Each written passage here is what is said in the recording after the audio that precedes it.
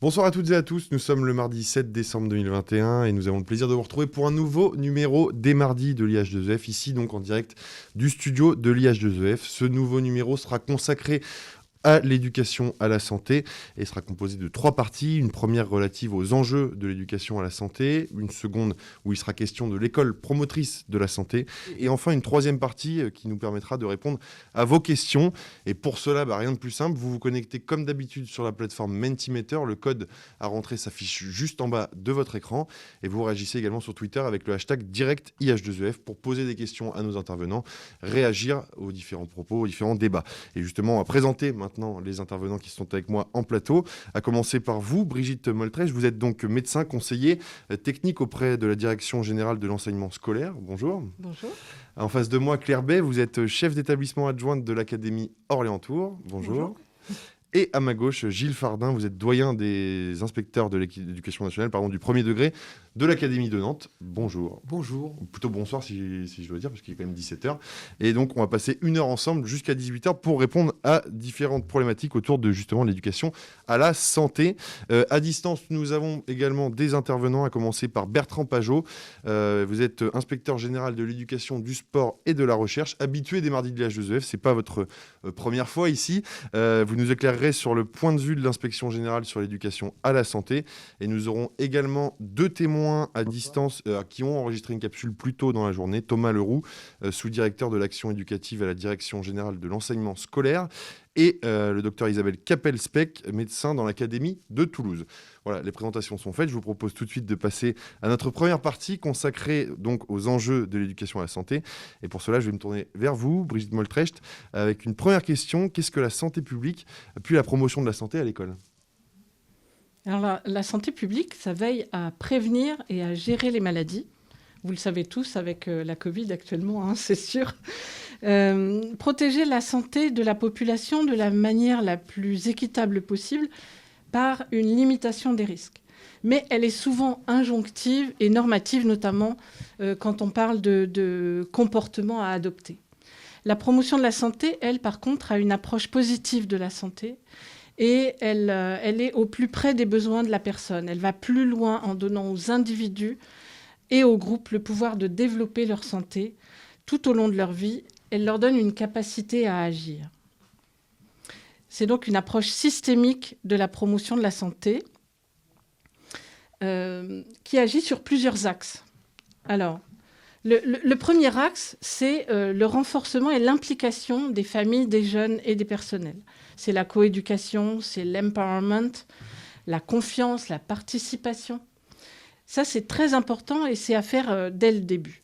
Le deuxième axe, c'est développer les aptitudes individuelles. Ces axes ont été définis par la Charte d'Ottawa il y a quelques années déjà. Donc, développer les aptitudes individuelles, c'est ça, finalement, l'éducation à la santé. Après une analyse des besoins, on va développer ces aptitudes, mais ça peut aussi concerner l'environnement, la citoyenneté, la sexualité, l'esprit critique, etc. Et avec un travail sur les compétences psychosociales. On y reviendra tout à l'heure. Le troisième axe, c'est créer des milieux favorables. C'est la protection. Les environnements physiques, l'architecture, l'air, le bruit, l'hygiène, le confort, la sécurité, etc. Et puis, bien sûr, les environnements relationnels. Le bien-être, le climat scolaire, bienveillant, bien traitant, pensé et mis en œuvre. Ça veut dire vraiment, mis en œuvre, ça veut dire les actes. C'est-à-dire qu'il ne suffit pas de dire, il faut faire. Pourquoi ? Parce que les adolescents, eux, ils suivent plus facilement les actes des adultes que leurs paroles. Le quatrième axe, c'est réorienter les services. Donc, ça veut dire de l'intersectorialité, des partenariats, prendre en compte les besoins particuliers, prioriser la prévention plutôt que d'arriver à des situations dégradées et prendre en compte, bien sûr, les inégalités sociales et de santé. Le cinquième et dernier axe, c'est développer des politiques publiques saines. Ça veut dire penser santé dans toutes les politiques. C'est ça. C'est l'école promotrice de santé, le dispositif dont on va parler un peu plus tard. Ça veut dire que dans le moindre conseil d'administration, dans le CESC, dans le règlement intérieur, dans les mesures qu'on définit, on va penser aux répercussions sur la santé. Et puis, on va s'occuper, bien sûr, de formation des personnels, de recherche. Alors, si on devait définir justement cette notion d'éducation à la santé, est-ce que vous pouvez nous la définir, peut-être en vous appuyant sur la définition de l'OMS? Donc, tout ensemble d'activités, d'information et d'éducation qui incitent les gens à vouloir être en bonne santé, à savoir comment y parvenir, à faire ce qu'ils peuvent individuellement et collectivement pour conserver la santé, recourir à une aide en cas de besoin. Donc, elle concerne tout le monde. Tout le monde est acteur de cela, bien sûr, même s'il y a des experts, tout le monde est acteur. Alors justement, on va parler de la convergence des acteurs. Comment les acteurs académiques concourent à la promotion de la santé? Alors, on l'a dit, tout le monde est acteur, c'est ça. Donc, en fait, déjà, à chaque niveau, l'école promotrice de santé, elle doit être portée conjointement par le niveau national, par le niveau académique, départemental, mais aussi dans chaque école, dans chaque établissement du second degré aussi. Le comité d'éducation à la santé et à la citoyenneté, souvent, actuellement, dépend des moyens dont il dispose et réagit à des préoccupations des personnes, quelles qu'elles soient, des adultes qui sont là. Mais en fait, donc, ça veut dire qu'elles s'organisent souvent à partir des ressources disponibles et non pas à partir des besoins réels. C'est pour ça qu'il nous faut faire des diagnostics locaux avant d'agir. Même avec des priorités nationales qui sont importantes, bien sûr, le contexte permet une appropriation de meilleure qualité différente. C'est important, cette contextualisation. Il faut donc arrêter de faire des actions sans diagnostic préalable, car de toute façon, on n'est pas efficace dans ce cas-là. Et puis, ce qu'on peut dire en complément, c'est que l'implication des acteurs, elle doit être de plusieurs natures. Ça ne concerne pas seulement les professionnels de santé.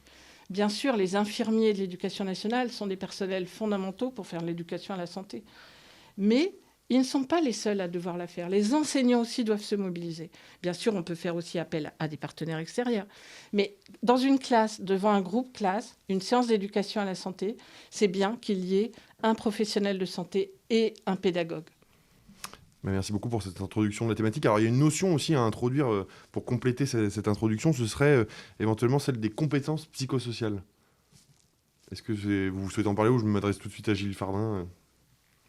Je m'adresse à Gilles Fardin dans ce cas sur cette notion de compétences psychosociales. Est-ce que vous pouvez nous la définir et nous expliquer ce qu'il en est? Bien sûr. Donc les compétences psychosociales sont la capacité d'une personne à répondre avec efficacité aux exigences et aux épreuves de la vie quotidienne.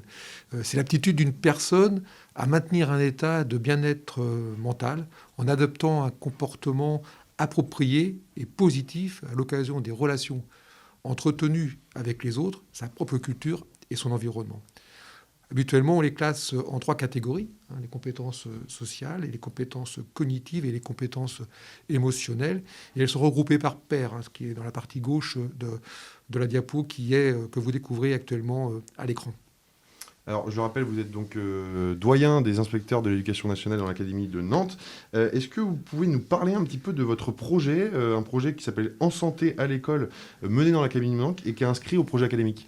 Exactement. Donc le travail autour des compétences psychosociales est engagé dans l'Académie de Nantes depuis maintenant plusieurs années, avec un partenariat fort avec l'IREPS, dans le cadre donc, du plan de santé à l'école, qu'on appelle donc santé à l'école. Et donc l'IREPS, c'était un institut, une instance régionale d'éducation et de promotion de la santé. Alors, en ce qui concerne les compétences psychosociales, dans l'Académie de Nantes, qui comporte un projet académique construit autour de 4 ambitions, réussite, insertion, solidarité et coopération. Et bien, dans l'ambition insertion, il y a un axe construire pour chacun sa place dans la société, un axe qui fait référence précisément au climat scolaire et plus précisément au CPS. Il est ainsi mentionné de poursuivre le déploiement de la formation aux compétences psychosociales en fin d'école élémentaire et au début du collège, et de conforter la formation des formateurs. Donc, partant de là, nous avons construit un plan pluriannuel de formation qui a été mis en œuvre et afin de constituer un groupe de formateurs. Ce groupe de formateurs est de manière à être apte à pouvoir, dans un second temps, assurer des formations sur les CPS auprès des enseignants. Alors, c'est un plan pluriannuel, donc c'est un groupe qui a évolué, il y a eu des mutations, il y a eu des personnes qui se sont réorientées, mais bon, aujourd'hui, on dispose d'une vingtaine de personnes dans l'académie, réparties sur les 5 départements de l'académie, qui sont susceptibles de pouvoir intervenir sur des formations CPS. Et c'est donc aujourd'hui, ce travail se concrétise désormais par un plan de formation à destination des enseignants du second degré, notamment en collège. Donc, nous avons avec l'IREPS préparé une maquette pour une formation de 2 jours, et puis l'IREPS est également disponible pour pouvoir accompagner les enseignants dans cette première expérience de formateur. Donc, les appels à candidature ont été effectués. Aujourd'hui, on dispose à peu près de 18 stages qui se composent en gros de 15 à 20 personnes, des stages de 2 jours qui vont permettre aussi de regrouper 2 ou 3 collèges à chaque fois. Donc, ce qui veut dire qu'on a à peu près entre 40 et 45 collèges de l'académie qui vont être concernés. Le travail aussi, on l'a envisagé, nous, à plusieurs étapes. C'est-à-dire qu'on a le principe qui est retenu, c'est de former dans chaque établissement une équipe qui va pouvoir être suffisante pour pouvoir rayonner dans l'établissement. Et puis, c'est perçu comme une première étape, puisque dans un second temps, on peut envisager des formations de proximité qui vont permettre de former l'ensemble d'une équipe d'un collège. Voilà. Et donc, on pourra, en fonction du bilan, prolonger ça l'année prochaine. Et de manière générale, quels sont les objectifs de cette démarche ? Alors, les objectifs, ils sont faits de compte. On a 3 objectifs qui sont visés et qui participent à assurer un climat scolaire sécurisant, serein et de confiance qui vont favoriser les apprentissages et donc, in fine, la réussite de tous les élèves. Donc, en premier lieu, il s'agit de construire une culture commune au sein d'une équipe pédagogique. Voilà, donc vraiment de travailler autour de cette idée donc d'un travail d'équipe. Et donc, dans un second temps, on veut aussi travailler dans une deuxième direction, sur la relation entre enseignants et élèves, pour outiller les enseignants pour qu'ils puissent développer et appliquer au quotidien les CPS dans leur pratique. Et puis, on a également une 3e dimension qui est visée, c'est la relation entre les élèves, c'est permettre aux élèves de maîtriser et d'appliquer les compétences psychosociales dans leur mode relationnel. Bon, le mieux dans tout ça, c'est de toujours avoir des exemples concrets. Est-ce que vous en avez pour nous expliquer comment on travaille sur les CPS, notamment au sein d'une classe ? Voilà. Alors, au sein d'une classe, ce sont les modalités de travail qui sont retenues par l'enseignant vont plus ou moins favoriser le travail et le développement des compétences psychosociales. Ainsi, les travaux en groupe, par exemple, qui sont les conditions de travail qui vont permettre de travailler vraiment les compétences psychosociales sur la question de la prise de parole, sur la question de l'écoute et de la tolérance. Et donc, également, le temps des mises en commun sont aussi des moments très porteurs, puisque la posture de l'enseignant, là, pour le coup, est essentielle. C'est-à-dire que comment l'enseignant va veiller au respect de la personne, couper court aux moqueries, reformuler, encourager.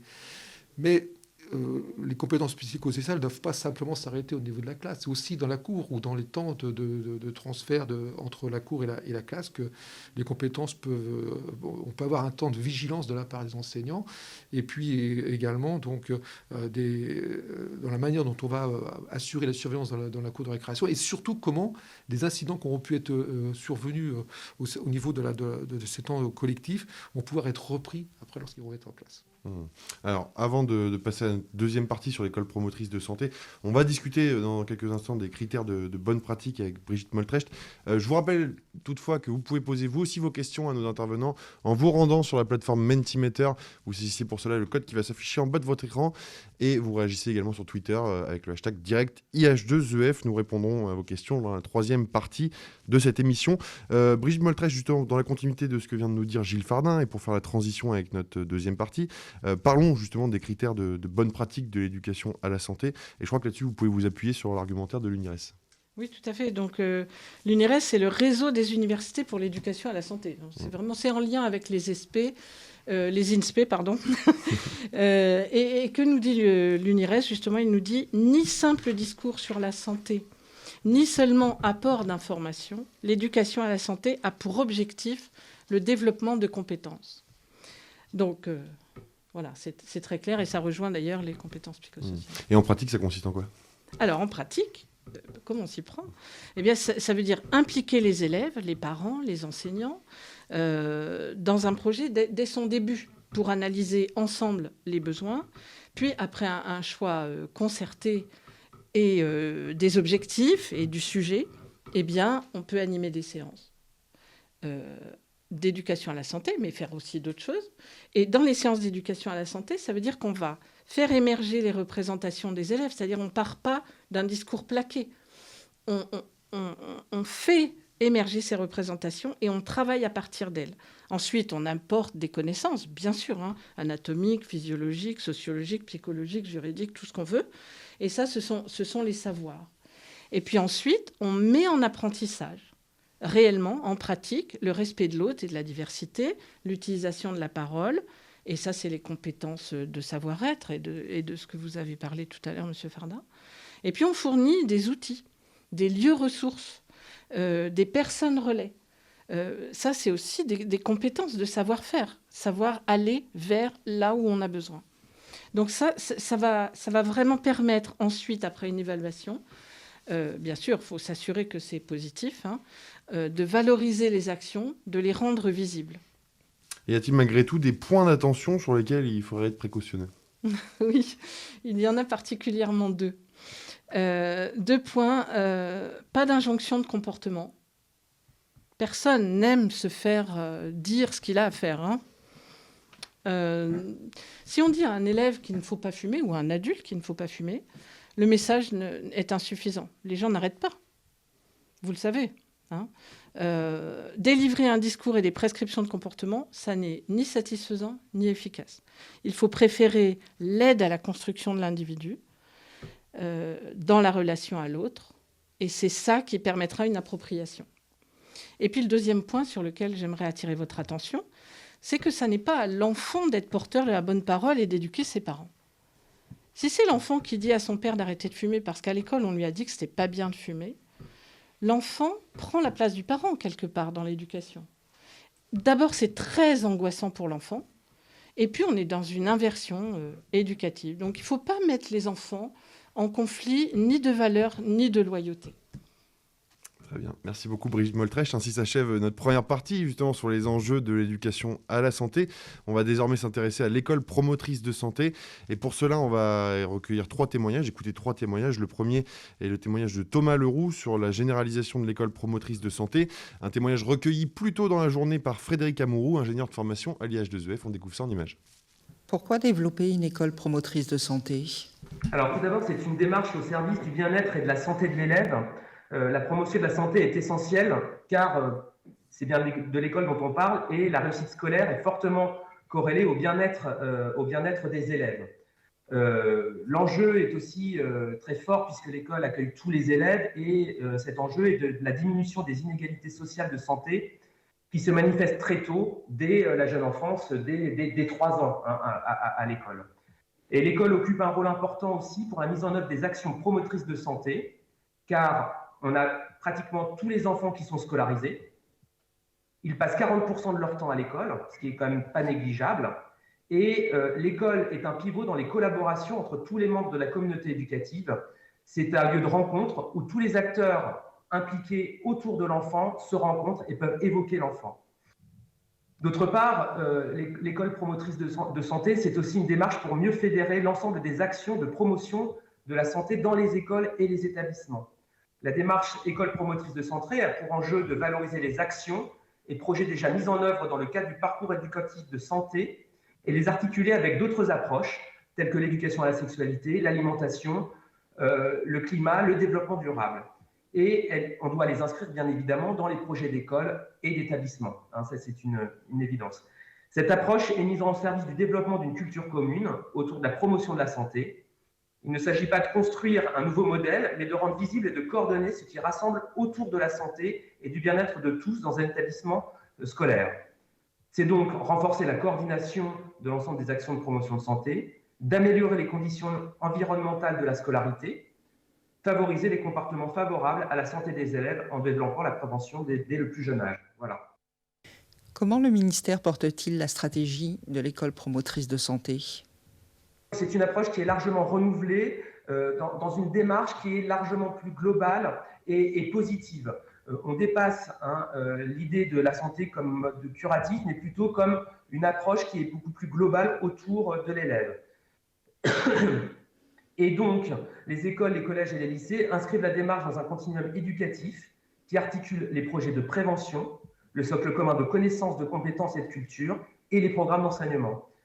La démarche s'articule autour de 3 axes, éducation, prévention et protection des enfants. Et enfin, elle cible l'ensemble des déterminants sociaux et de santé afin d'agir de manière efficace pour réduire les inégalités de santé et améliorer les conditions de bien-être de chacun des élèves, quelle que soit leur origine. C'est aussi une mobilisation de toute la communauté éducative. L'école promotrice de santé concerne l'ensemble des membres de la communauté éducative. Elle permet de favoriser une synergie des acteurs dans une démarche de projet. Dans le premier degré, le conseil d'école est l'instance privilégiée pour formaliser l'inscription de l'école dans la démarche. Dans le second degré, et une dimension interdegré, le comité d'éducation à la santé et à la citoyenneté, le CESC, est une instance motrice de pilotage. Enfin, les comités départementaux et académiques d'éducation à la santé et à la citoyenneté sont chargés d'accompagner la mise en œuvre de l'école promotrice de santé, en l'articulant notamment avec les axes du projet régional de santé, en lien avec l'ARS, et en réunissant les partenaires de l'école en matière de promotion de la santé. Enfin, pour favoriser l'implication de tous et accompagner les acteurs de l'école promotrice de santé, chaque recteur d'académie désigne une équipe pluricatégorielle académique de pilotage afin de promouvoir l'école promotrice de santé. Pouvez-vous nous parler du label EduSanté ? Alors, dans le cadre de la généralisation de l'école promotrice de santé, il est proposé aux établissements de labelliser la démarche sous l'appellation EduSanté. Cette labellisation a 3 objectifs: mettre en valeur les projets déjà existants en les appuyant sur une politique d'établissement, développer les partenariats, notamment avec les acteurs territoriaux, valoriser l'ensemble des actions conduites par tous les personnels et partenaires. La labellisation est une démarche facultative et volontaire. Chaque étape peut donner lieu à l'obtention d'un niveau de labellisation. Son intérêt réside dans le fait de structurer l'action de manière transversale et systémique, de mobiliser les équipes autour d'un projet fédérateur et d'inscrire l'école promotrice de santé dans une durée qui résiste aux mutations et aux changements. Comme vous pouvez le constater, le ministère est très attaché au développement de cette politique qu'il porte par le biais de Vademecum qui sont à la disposition de tous, par le biais de plans nationaux de formation qui sont déclinés dans chacune des académies, mais aussi par l'animation de réseaux de référents qui permettent de structurer l'action sur l'ensemble du territoire national. Merci beaucoup Thomas Leroux pour ce témoignage recueilli, je rappelle, cet après-midi par Frédéric Amouroux, ingénieur de formation à l'IH2EF. Alors nous allons passer à un nouveau témoignage, cette fois-ci en plateau. Nous avons le plaisir d'accueillir Claire Bay, vous êtes principale adjointe dans l'Académie d'Orléans-Tours et vous allez nous parler des actions de promotion de la santé que vous avez mis en place au sein de votre établissement. Oui, tout à fait, bonsoir. Dans le collège où je travaille en Indre-et-Loire, nous pensons avant tout que c'est la qualité du climat scolaire qui est facteur de protection. Et lorsque je suis arrivée, il y a 4 ans, j'ai identifié que la majorité des incidents relevaient de la violence verbale, psychologique et sociale, avec beaucoup de moqueries qui pouvaient aller jusqu'à du harcèlement. Donc, suite à cet état des lieux objectivé par des indicateurs, en fait, je me suis appuyée sur l'instance du CESC, qui est en train d'évoluer vers le CESCE, pour mettre en œuvre un certain nombre d'actions. Je vais vous en présenter 4 par la suite. Et l'idée, dans la foulée, ça a été aussi d'élargir ce qu'on a fait au niveau du territoire, puisqu'on a mis en place un CESC interdegré qui va de la maternelle jusqu'au lycée. Et puis, nous sommes engagés dans la démarche d'école promotrice de santé depuis 3 ans maintenant. Et nous visons pour cette année l'obtention du label EduSanté. Donc, je vais vous présenter 4 actions phares qui illustrent vraiment l'engagement de notre établissement et de son territoire au service du bien-être des élèves, mais aussi des adultes, puisque ce qui est très intéressant et important, c'est de bien comprendre que les deux sont corrélés. Donc, la première action, c'est un groupe de parole à destination des élèves de 6e et de 5e pour leur apprendre à mieux gérer leurs émotions et à améliorer leurs relations interpersonnelles. C'est un groupe qui est sur la base du volontariat, qui est hebdomadaire. Et donc, donc les élèves sont volontaires, mais nous avons aussi une commission de prévention et de suivi avec l'infirmière, l'assistante sociale, la psychologue de l'éducation nationale, où nous pouvons repérer des élèves et les orienter, les accompagner pour essayer ce fameux groupe de parole. Donc, il est animé par 2 personnes, l'infirmière, évidemment, dont le rôle est central, mais également, ça peut être le CPE, ça peut être un enseignant ou même un personnel de direction, puisque moi-même, j'y participe régulièrement. Les séances alternent 2 modes de fonctionnement pour permettre de déclencher la parole des élèves. Le premier, c'est un témoignage d'un élève qui va partager une situation qu'il a rencontrée et qui lui a posé un problème. Le deuxième, c'est à partir d'un jeu de cartes qui s'appelle Brin de Jazette et qui permet aux élèves d'exprimer leurs émotions, de tisser des liens, de parler d'eux. Et en gros, tout ça, ça permet de travailler les fameuses compétences psychosociales dont parlait mon collègue tout à l'heure. Alors, vous venez de nous présenter la première de vos 4 actions. La seconde, elle concerne les élèves de 4e et 3e cette fois-ci. Tout à fait. C'est un groupe que nous avons appelé le groupe Enquête de confiance, puisqu'il s'agit d'apprendre aux élèves à prendre de l'assurance et à trouver leur place dans le groupe. C'est également un groupe hebdomadaire qui est animé par les mêmes personnes que le groupe de parole et qui s'appuie cette fois sur des petits jeux de théâtre d'improvisation. Ce qui fait qu'il y a de temps en temps une comédienne qui va s'adjoindre au groupe d'animateurs. Donc il s'agit d'aider les élèves introvertis, plutôt mal dans leur peau, à aller vers les autres, à prendre leur place dans le groupe, à prendre de l'assurance, mais aussi à être plus à l'aise dans la communication orale. Et ça, c'est doublement intéressant, évidemment, dans l'optique de l'oral, de l'épreuve orale du DNB ou du grand oral du baccalauréat. Alors, au-delà de ces 2 rendez-vous hebdomadaires, il y a des actions plus ponctuelles, comme cette 3e action avec la semaine thématique « Prends soin de toi ». En effet, que nous avons mis en place pour la première fois l'année dernière. Et en fait, elle a été déployée sur le territoire de la maternelle et c'est en train d'arriver normalement cette année jusqu'au lycée. Elle a pris sa source dans le constat de mal-être grandissant dans le contexte Covid, puisqu'on a observé au sein de notre établissement un nombre d'élèves croissant qui étaient en refus scolaire anxieux, un nombre de passages à l'infirmerie pour des angoisses qui étaient croissants également, ainsi que le nombre d'hospitalisations de nos élèves en pédopsychiatrie. Donc le concept, c'est de proposer toute une série d'ateliers toute la semaine sur la pause méridienne, sur la thématique du bien-être. Donc tous les jours, on a pris une organisation qui en fait est celle d'un forum avec des stands un peu partout dans l'établissement. Et les adultes et les élèves déambulent et participent à un certain nombre d'ateliers de leur choix. Et on a quand même une 15aine de partenaires qui ont répondu présents cette année, enfin l'année dernière. Et donc on espère bien pouvoir renouveler cette année. Une belle réussite, donc. Et donc cette 4e action. Alors la 4e action, c'est plus une réflexion globale sur plusieurs domaines. En effet. Donc nous avons engagé une réflexion globale sur des domaines qui sont cités comme leviers dans le programme ABMA, le programme Aller bien pour mieux apprendre. Donc il s'agit notamment de réflexion autour de l'espace et du temps. Donc concernant les espaces, nous avons réaménagé les intérieurs en installant par exemple des fauteuils dans le hall, un piano, des tables de ping-pong dans la cour, des bancs, etc. Nous avons aussi instauré 3 salles de permanence différentes pour répondre aux différents besoins des élèves dans la journée. Une salle pour un travail individuel et silencieux, une salle pour du travail de groupe où les élèves peuvent parler, se déplacer, et puis une salle carrément de détente avec des jeux. Nous avons également travaillé à revoir la circulation dans l'établissement, ce qui a permis d'apporter plus de calme, de limiter les bousculades. Et puis, enfin, nous avons entamé une réflexion sur le temps avec un allongement des temps de récréation et puis également l'instauration du fameux quart d'heure de lecture quotidien. Et alors, quelles conclusions et quelles perspectives résultent de ces différentes actions ? En tout cas, déjà, ce que je peux vous dire, c'est que ces différentes actions, elles sont très appréciées de nos élèves. On a quand même 20% de nos élèves qui participent régulièrement, soit au groupe de parole, soit au groupe Enquête de confiance. Et puis, concernant la semaine Prends soin de toi, on a 80% des élèves qui y ont participé, alors que c'était sur la base du volontariat, donc c'est intéressant. Et on avait un taux de satisfaction d'environ 90%. Donc cette démarche d'école promotrice de santé, nous, elle s'envisage au niveau de l'établissement de manière holistique. Elle est présente dans la contractualisation sous forme de fil rouge. Et elle place vraiment le bien-être au cœur de nos actions, mais aussi de nos préoccupations. Parce que pour nous, un élève qui va bien, c'est un élève qui réussit. Bon, on ne contredira pas sur ce point en tout cas. Merci beaucoup Claire B pour ce témoignage. On va passer à notre troisième témoignage, mais avant cela, je vous rappelle que vous pouvez poser vos questions à nos intervenants et réagir aux différents débats que nous avons aujourd'hui. Pour cela, vous vous rendez sur la plateforme Mentimeter, vous rentrez le code qui s'affiche en bas de votre écran et vous allez sur Twitter également avec le hashtag direct IH2EF. Notre troisième témoignage vous est proposé par le docteur Isabelle Capel-Speck, qui est donc un médecin de l'Académie de Toulouse, sur la mise en place de cafés des parents dans des établissements REP+.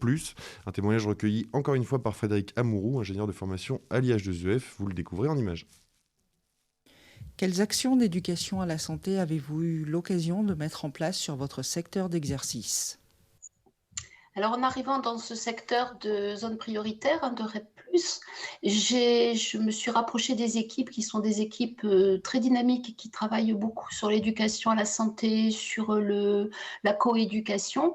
Donc, je me suis rapprochée de ces projets-là pour y participer. Je me suis mis à leur disposition. Donc, en fait, il y avait déjà beaucoup de travail déjà engagé. Donc, c'est par ce biais-là que dans leur projet, a été intégré, il était déjà le café des parents, mais un café des parents avec le médecin de l'éducation nationale.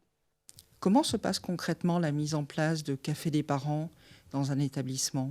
Moi, c'était donc en école élémentaire et en école maternelle. C'est souvent un travail qui est intégré, qui est déjà défini dans le projet d'école ou dans le projet du centre de loisirs associé à l'école, ou conjointement les deux dans le projet d'école. Et ça se met en place par d'abord une réunion avec les enseignants, les équipes et les parents qui définissent leurs besoins. C'est un stade où moi, je n'interviens pas. Donc, il y a à la fois des demandes des parents sur des sujets dont ils voudraient discuter. Et puis après, il peut y avoir des suggestions de l'équipe enseignante ou de l'équipe du centre de loisirs pour intégrer des problématiques ou des sujets qui leur paraissent à eux intéressants. Et c'est de cette discussion commune que naît on va dire le programme du café des parents. Et donc, c'est alors pratiquement parlant, ça veut dire que l'école ou le centre de loisirs ou les deux font une invitation ouverte à tout le monde par voie d'affichage le plus souvent. Et c'est à 9h du matin, on dépose l'enfant à l'école et on rentre dans une salle dédiée à ce café des parents, une salle de réunion de l'école où se trouve le café, quelques viennoiseries, etc. pour faire un endroit convivial. Et ce café des parents a lieu de 9h à 10h30 avec les parents volontaires qui souhaitent participer. Quels effets les cafés des parents ont-ils produits au sein de l'établissement ? Alors, les cafés des parents, alors évidemment, il n'y a pas pour ces projets-là, il n'y a pas eu comment dirais-je, d'évaluation avec des indicateurs précis. Donc, c'est plutôt des indications et des ressentis d'ambiance. Donc, c'est par ce travail de confiance, on va dire, qui est fait entre les parents et déjà l'équipe de l'école, qu'on peut mesurer, on va dire, l'adhésion des parents par ce lien de confiance. Ensuite, par rapport à l'effet bénéfique, moi, je l'ai ressenti très fort puisque j'étais à la fois le médecin qui venait faire des visites de dépistage, à la fois le médecin qui venait établir les protocoles pour les maladies chroniques, à la fois le médecin qui parfois venait faire un constat quand il y avait une suspicion de maltraitance. Donc, j'étais déjà un médecin connu de l'établissement. Donc, les parents, en fait, qui venaient au café des parents, étaient des parents soit que j'avais vu, soit que j'allais voir, mais ça faisait partie du vécu au quotidien de l'établissement et d'un travail de continuité avec une bonne confiance et des interactions. Donc, ça a majoré ça parce que c'est vrai que, du coup, moi, je le voyais en visite. C'est-à-dire que je recevais pour les visites de grande section, par exemple, des parents qui me connaissaient par un autre biais, et ne serait-ce que par le café des parents aussi. Donc, en termes de tissu et de maillage de notre relation sur plusieurs champs, c'était quelque chose qui, au niveau du ressenti, était positif de la part des professionnels et je pense des parents. Ensuite, selon les thèmes, on n'a pas eu d'évaluation précise. Quand ces cafés des parents avaient pour thème l'alimentation, avait pour thème le sommeil, qui étaient les deux demandes les plus fréquentes, on va dire, des parents. Par contre, moi, je pensais que mon ressenti, c'est que ça me donnait l'occasion d'expliquer quel était l'intérêt de savoir dire non, que ce soit en matière de sommeil, je ne veux pas aller me coucher, et en matière d'alimentation, je voudrais manger plus de chocolat, je caricature, mais on travaillait beaucoup sur le savoir dire non. Et ça, c'est quelque chose d'extrêmement important puisqu'on a parfois des parents un peu démunis sur le côté je dis non, mais il va croire que je l'aime plus. Donc là, c'était quelque chose d'extrêmement positif, détaché de l'alimentation et du sommeil, mais sur une attitude de parents, de renforcer leurs valeurs, leur façon de faire, etc., tout en disant que même quand on dit non, ça ne veut pas dire qu'on n'aime pas son enfant. Donc ça, c'était, je pense, extrêmement positif. Après, nous avons fait plusieurs fois un thème sur la fessée, qui était plutôt un thème qui était inspiré par les équipes, où on voulait revenir sur le châtiment corporel. Donc ça, je pense qu'après plusieurs réunions avec des parents qui venaient, qui étaient en confiance et qui nous avaient déjà rencontrés plusieurs fois, c'était facile d'aborder ça.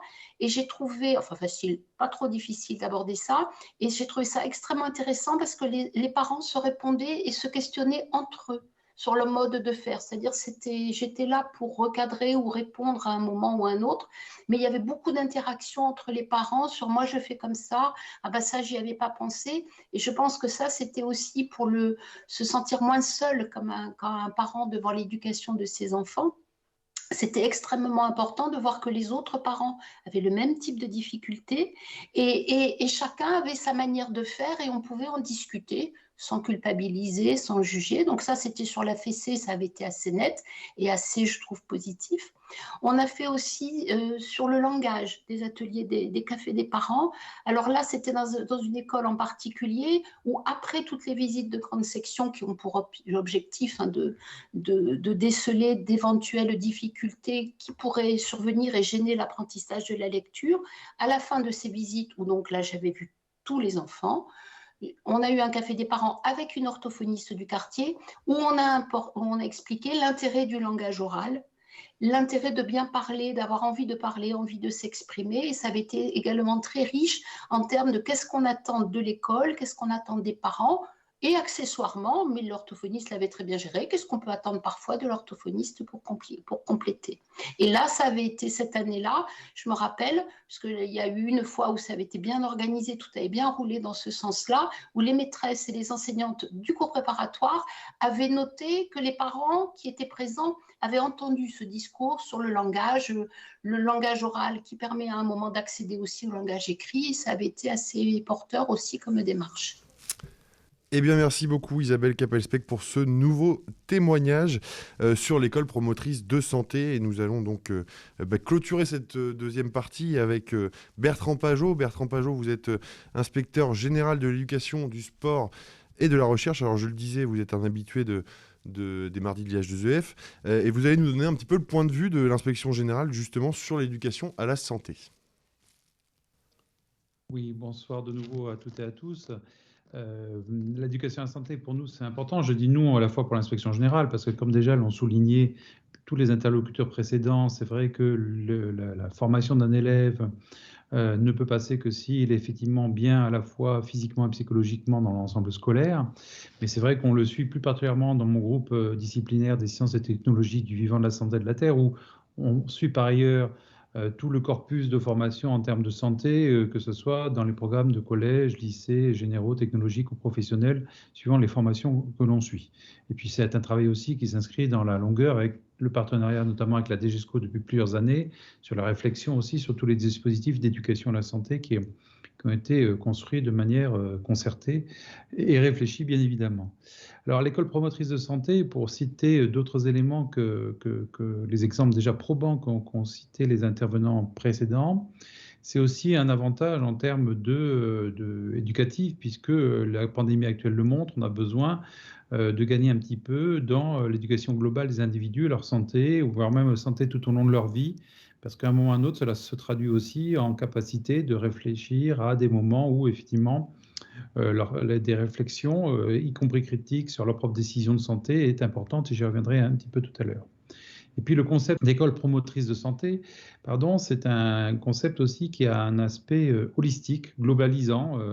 Et le terme n'est pas du tout négatif, c'est-à-dire qu'il est globalisant à plusieurs titres, et je vais y revenir dans quelques instants.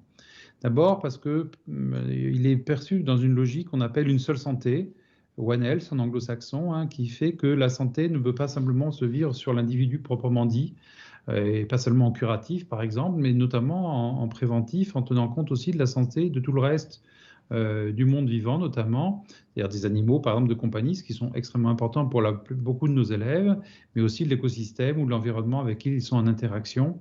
Et ça, c'est une nouvelle vision de la santé publique extrêmement intéressante et qui est défendue avec raison par l'OMS, la FAO, mais les grands aussi les organismes de décision français, comme Santé publique France, le ministère de la Santé, bien sûr, ou d'autres organismes de recherche, comme l'INSERM, le CNRS. Et ça, c'est un point important parce que ça permet aussi de montrer à leurs élèves que l'éducation à la santé, c'est quelque chose qui doit éventuellement prendre en compte plusieurs points de vue différents pour en faire un tout. Et Madame la principale citait le Conseil d'éducation à la santé et la citoyenneté qui va bientôt devenir CSE avec environnement en plus. Et cette vision environnementale aussi sera un plus pour parler aussi de santé. Et c'est-à-dire d'avoir finalement une vision de l'individu jusqu'à l'écosystème global qui sera extrêmement intéressant.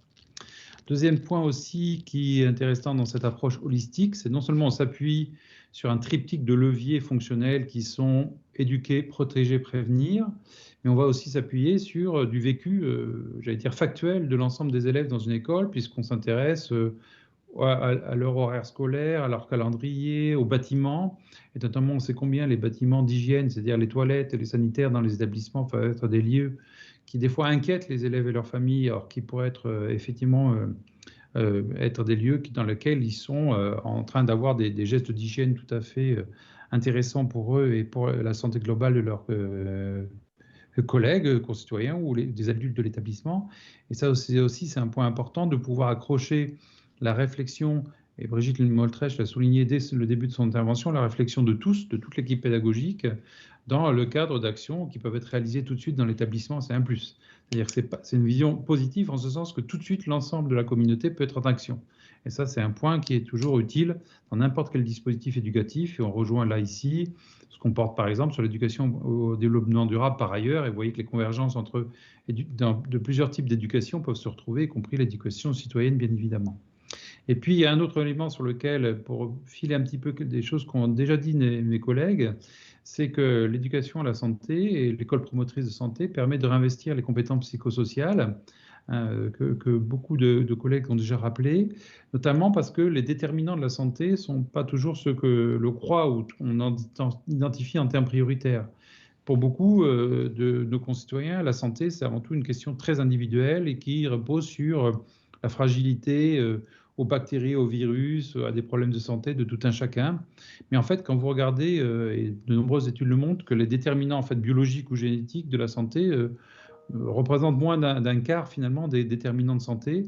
Après, il y a des choses beaucoup plus importantes en fait, que sont l'environnement physico-chimique, les éléments, l'accès aux soins, des éléments sociaux, mais c'est effectivement les éléments sociaux et le comportement individuel qui sont les déterminants majeurs.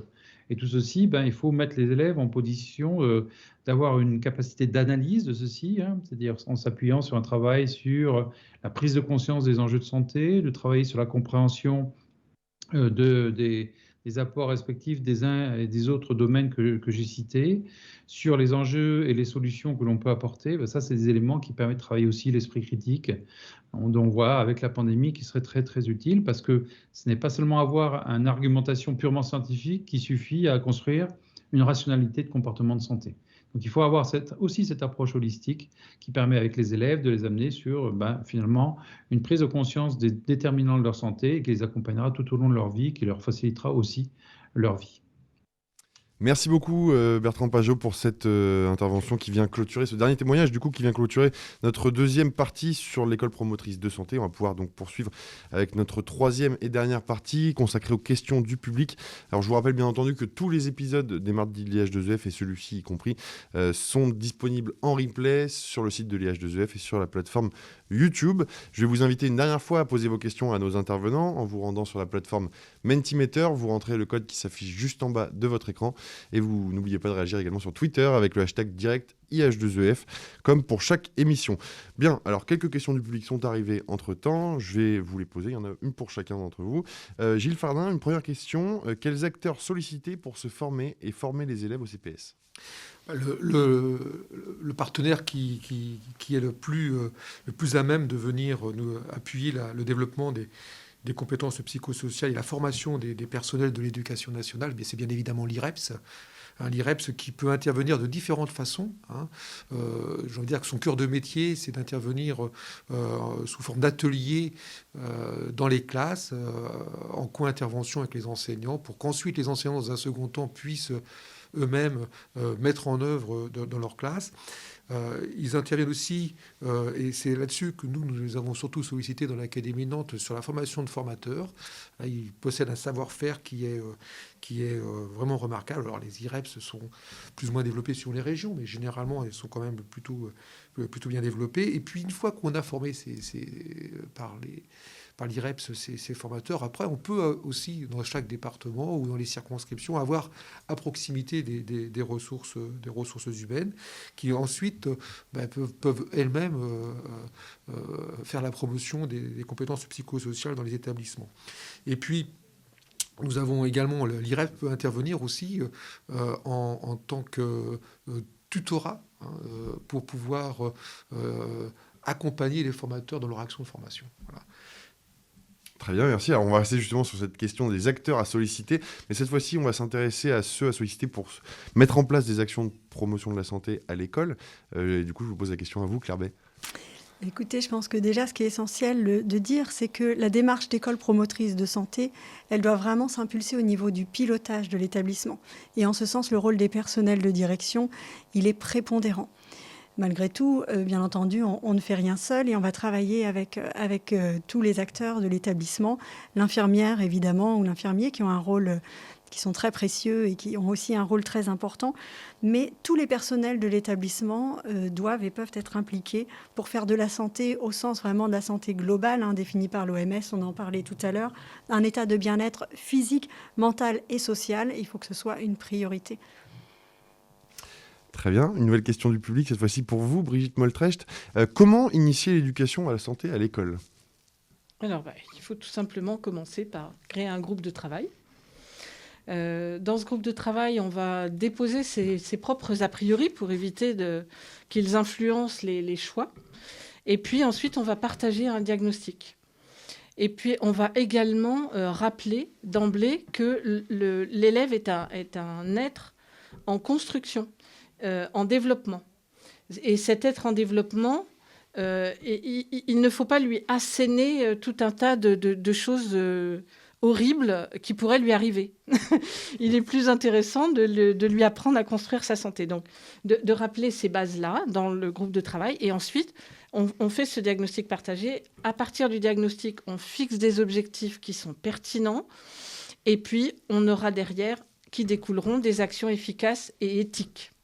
Je reste avec vous avec une nouvelle question du public. À nouveau, comment répond-on à une sollicitation d'une association qui veut intervenir dans l'établissement sur le domaine de l'addictologie, par exemple ? Eh bien, c'est ce que je disais un peu tout à l'heure. C'est-à-dire qu'on a des sollicitations, des ressources, et on est tenté de les utiliser comme ça parce qu'elles sont disponibles et qu'on n'a pas forcément beaucoup d'autres ressources.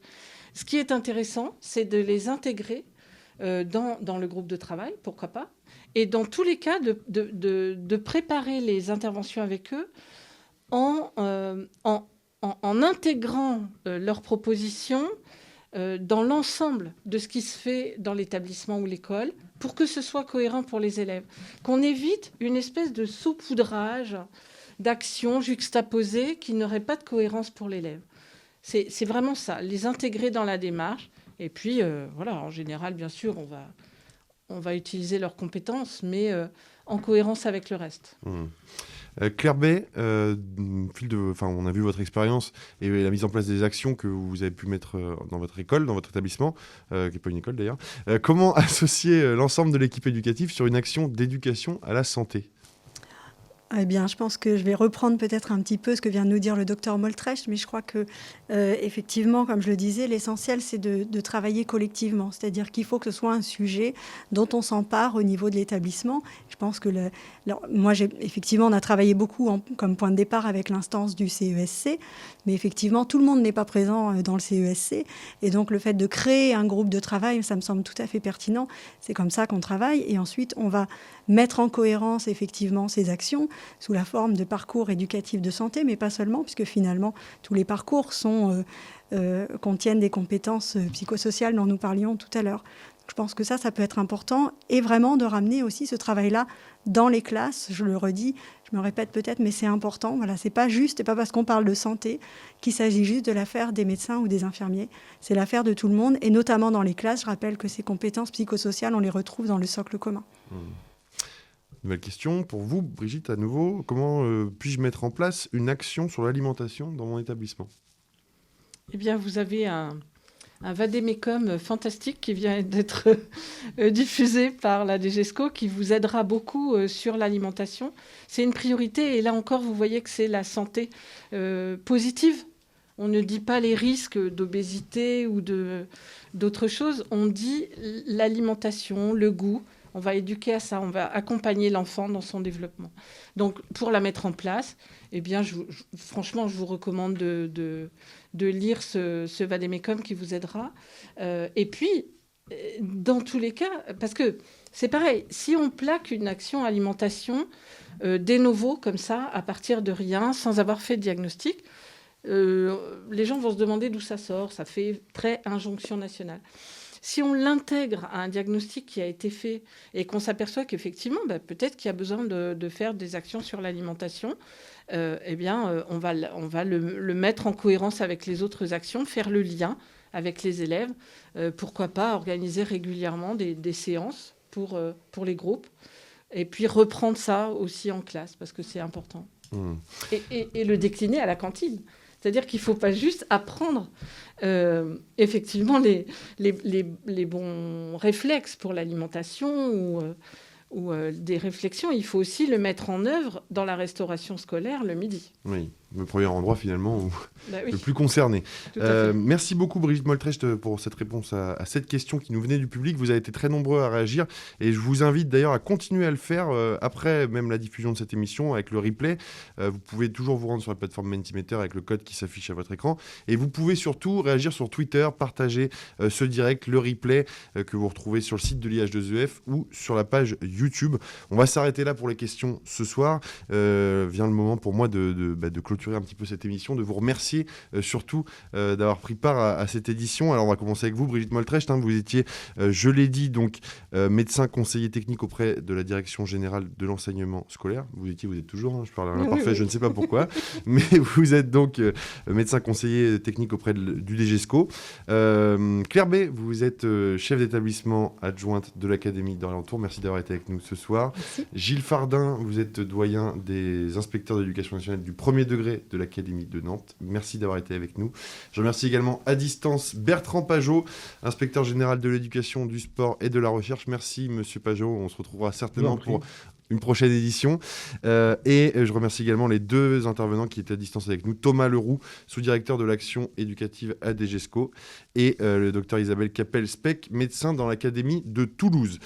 Avant de découvrir la capsule sélection de ressources qui vous est proposée comme chaque mardi par Sylvain Paul, je vous propose une petite conclusion. Brigitte Moltrecht, qu'est-ce qu'on peut dire pour conclure cette émission ? Eh bien, en synthèse, je dirais que la santé et le bien-être favorisent la réussite scolaire. Monsieur Pajot l'a dit tout à l'heure, Claire B l'a dit aussi. Mais la réussite scolaire favorise également une bonne santé. C'est prouvé, les études nous le montrent, il n'y a aucun doute là-dessus. Donc, la santé, bien sûr, ça ne se résume pas à une absence de maladie, on le sait maintenant. Ça n'est pas juste un capital qui se déliterait tout au long de la vie, c'est vraiment plutôt une ressource que l'on construit tout au long de la vie, en donnant aux personnes le pouvoir d'agir sur leur santé, en leur apportant des soins préventifs aussi. Il faut organiser les dépistages et l'accompagnement des enfants, à besoins particuliers notamment, et en anticipant les effets de l'environnement et des organisations sur la santé. Et l'éducation à la santé, bien sûr, elle nécessite, on l'a vu, de la méthode, une formation. Ce n'est pas n'importe qui s'improvise pour faire des séances auprès des élèves, que ce soit en classe ou sur les séances dédiées. Mais elle nécessite donc de la méthode, une formation et l'acceptation de ce savoir référent pour les élèves. Très bien, merci pour cette conclusion, Brigitte Moltrecht. C'est l'heure pour nous de découvrir justement la sélection de ressources qui vous est proposée par Sylvain Paul. Vous le découvrez en images. Merci Marc-Antoine, bonjour à toutes, bonjour à tous. Donc effectivement, quelques ressources concernant l'éducation à la santé. Un petit rappel sur la FNES, donc la Fédération nationale d'éducation et de promotion de la santé, à la tête d'un réseau des IREPS, donc les instances régionales d'éducation et de promotion de la santé. Vous y retrouverez les valeurs qui sont partagées par cette fédération, ainsi que la carte des différentes instances régionales. Ils ne s'appellent pas forcément tous IREPS, mais en tout cas, vous avez leur localisation sur ce site-là. La FNES qui se base sur la définition de l'OMS pour transmettre les compétences psychosociales, Life Skills Education in Schools, et qui était paru donc en 1993. On parlait des IREPS, allons sur le site de l'IREPS du Pays de Loire, avec le cartable des compétences psychosociales, où sont rappelées les 10 compétences psychosociales, que je vous rappelle fonctionnent 2 par 2, par paire. On vous propose aussi une trousse à outils destinée aux enseignants et à tous les acteurs de la promotion de la santé, et notamment 2 vidéos. Donc la première, Sébastien et les CPS aujourd'hui, qui est parue en 2016, qui dure 5 minutes, et la deuxième vidéo, En santé à l'école, parue également en 2016, qui dure 15 minutes. Je vous invite à les visionner. Sur le site En santé à l'école, vous retrouverez des ressources destinées aux enseignants avec des kits clés en main sur lesquels vous allez retrouver des méthodologies, des conseils et des outils pour mettre en place un programme de formation aux compétences psychosociales. Bien sûr, le vadémécum de l'école promotrice de la santé, où sont déclinés les enjeux, les objectifs et les leviers donc de la promotion de santé, des conseils et des recommandations destinés au cadre de l'éducation nationale sur le pilotage de cette promotion de santé, ainsi que les différentes instances et les partenaires associés, et des recommandations pour mettre en place une démarche progressive, continue et durable. Bien sûr, accompagnée de ressources et de fiches outils. 2 ouvrages à présent dont je vous conseille la lecture, que vous retrouverez donc sur notre portail documentaire. Le premier, Oser le bien-être au collège, paru en 2016, qui fait état donc d'expérimentations qui ont été menées dans le cadre de recherche-action dans plusieurs établissements et où sont analysées différentes situations avec des conseils et des recommandations. Le deuxième ouvrage a été écrit par Aziz Gelab et Christophe Marcelier. Il est paru en 2018 chez Berger-Levrault et c'est Bienveillance et bien-être à l'école, plaidoyer pour une éducation humaine et exigeante. Donc voilà, on y explique les 2 notions donc de bienveillance et d'exigence et on vous donne des conseils, des recommandations et des analyses de ces 2 notions.